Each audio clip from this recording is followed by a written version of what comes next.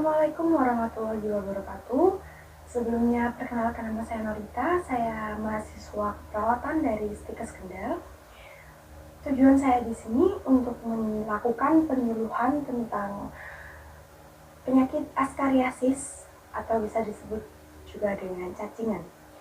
Di sini saya akan menyampaikan materi selama 20 menit ke depan.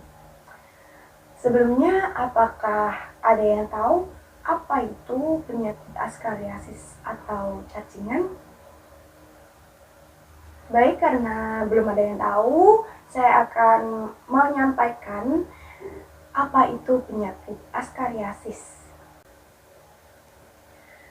Penyakit askariasis adalah penyakit yang disebabkan oleh cacing Askariasis lumbricoides atau biasa disebut dengan penyakit cacingan.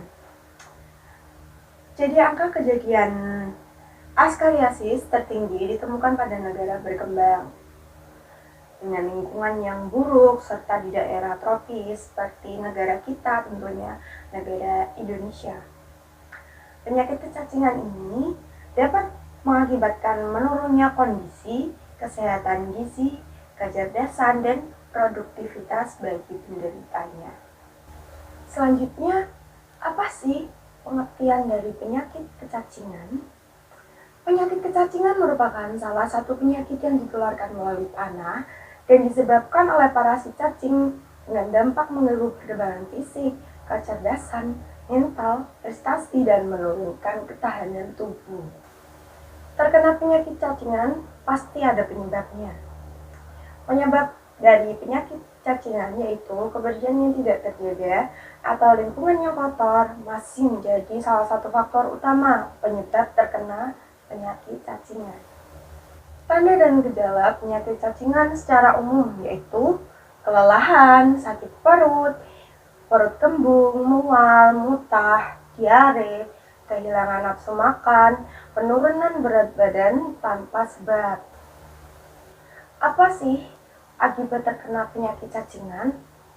Akibat terkena penyakit cacingan dapat menyebabkan berbagai macam gejala, mulai dari rasa gatal di anus atau vagina, gangguan organ pencernaan seperti diare, mual, muntah, hingga penurunan berat badan. Nah, yang terakhir, bagaimana sih kita mencegah agar kita terhindar dari penyakit cacingan? Oke, yang pertama, cuci tangan secara teratur, terutama setelah buang air. Yang kedua, simpan daging mentah dan ikan dengan baik, kemudian masak hingga matang. Jadi, saat kita ingin mengkonsumsi makanan, diusahakan kita memasaknya sampai makanan itu matang sebelum dikonsumsi.